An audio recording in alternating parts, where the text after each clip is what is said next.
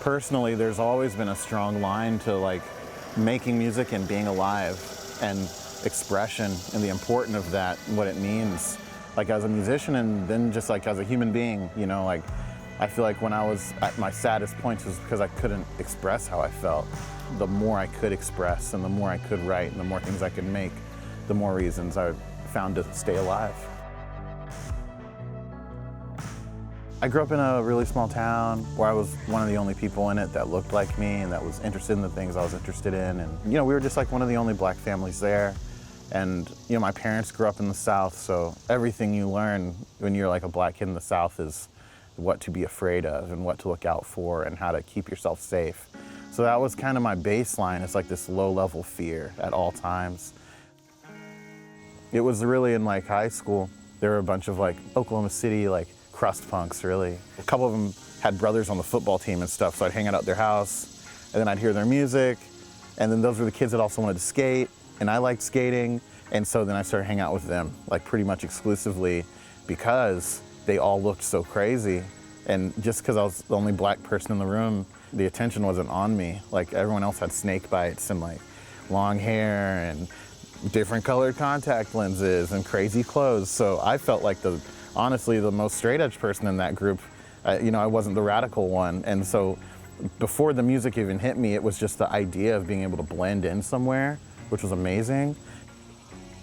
And then I started going to the shows, and like I'd never heard punk music or hardcore music or like noise music or thrash or any of that, but I fell in love with it because like my mom is an opera singer, so my experience with music was always so highly trained, and it was incredible to see like 100 people in a room like losing it to something that wasn't necessarily like melodic. It was just like emotional, and it reminded me of church in a way. Like it was like, oh, there's like this thing happening where we're all feeling it and we're all connecting, and it's like this beautiful reminder that we're all kind of the same, which meant a lot to me when I was 16.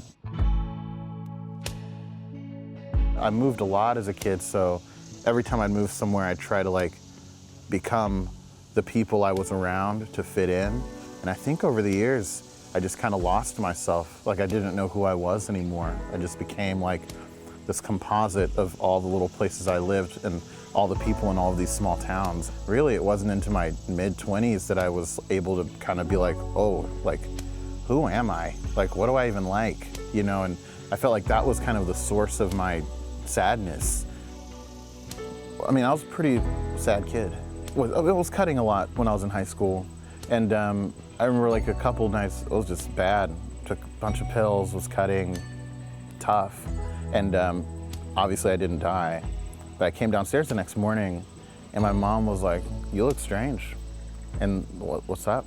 And I was like, nothing, went to school. But I held on to that moment. I mean, that's kind of where my name is from, Bartees Strange. There were many months, many years that were super dark times. And, you know, I always like clung to music as something that could like remind me that there were other people in the world like me that felt the way I felt and wanted things to become the way I wanted them to become. And that was honestly what got me through the darkest moments of my life. Like I'm 32 and things just started working. My mom put me in band in school and I flunked out because I was really bad at band, really bad at trumpet. It was embarrassing. I just thought I was bad at it. And I remember the first time I heard TV on the radio play on Letterman and was like, that guy looks like me. And that was so empowering because like I said, I had only seen music in a very like constrained context.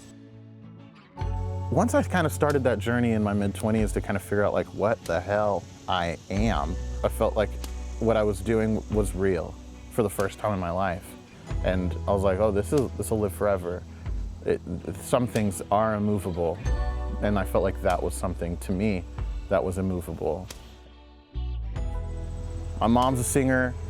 Her grandparents were singers. They're all Jubilee players and Chitlin circuit players and bass players going all the way back to like slavery, you know, like everyone is a deep music head, but I'm the only one that's like, everyone is like rooting for me, you know, and it's like really like, it makes me very emotional to think about. So when things are confusing, I remember like, I represent a lot more than like this. like, this is the smallest part of the pie. There's so many people behind me that are why this is possible. And that is empowering. And that's why I make music, you know, because there's so many like kids like me, like black kids, brown kids, gay kids, all over the country who like don't have anyone around like them. There are so many national songs because of the way Matt writes that I feel like I interpret and internalize those songs for different reasons than why they were written. That one specifically reminds me of myself when I was kind of in my saddest moments of life, and also of like some of my friends like who I've lost that I wished I could have been closer to before they passed or before like they took their lives. The lyrics, "Today you were far away and I didn't ask why," you know, it like hits me because there were times I was far away and I wish people would have asked why. When you're going through like hard times, it's hard to remember that like you have choices and there are options and there are people around you that do care, even if you don't think so and even if you don't feel it. Cool. 1, 2, 3. Today.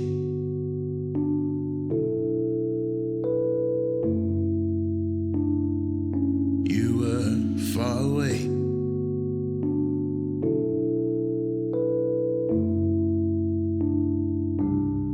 And I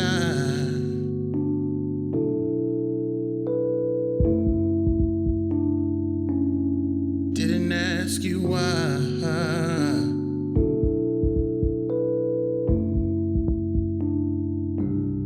What can I say?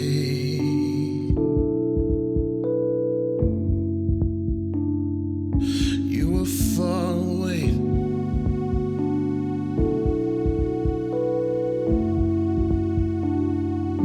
You just walked away.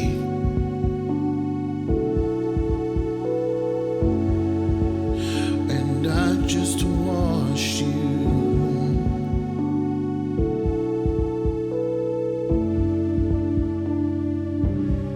What can I say?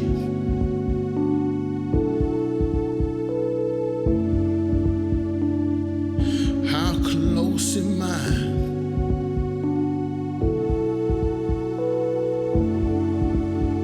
To losing you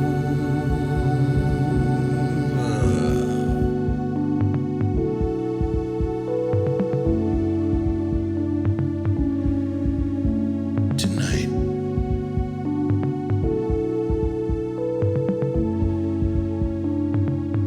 You just close your eyes